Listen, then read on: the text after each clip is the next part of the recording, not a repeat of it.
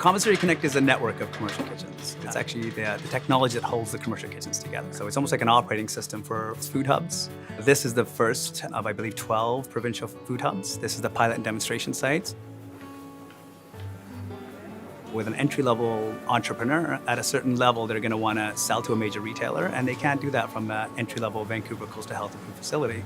They're going to need a higher level of food safety, which is essentially HACCP. And we created the first shared use HACCP facility in BC, and that is the premise and the base for how the Food Hub network would work.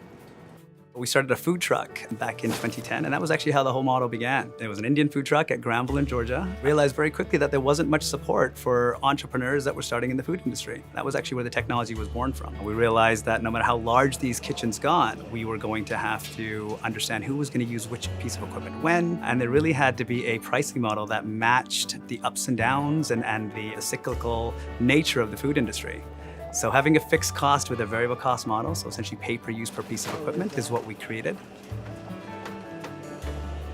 We have everything from soup. We have a company that makes amazing donuts here. We have beverage makers. We have an organization that actually started off at a single station, and they now have essentially half of the downstairs HACCP production floor. And they are about to build their own facility. They're about to go public.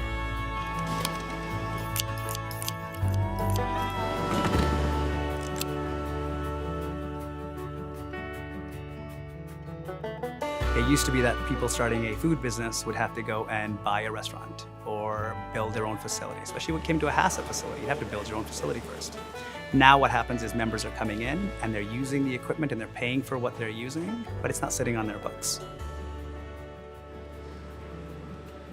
What we're starting to see is a network that's going to be completely integrated into our province, with having the right stakeholders involved, like the Ministry of Agriculture and UBC and the amazing trade associations we have here.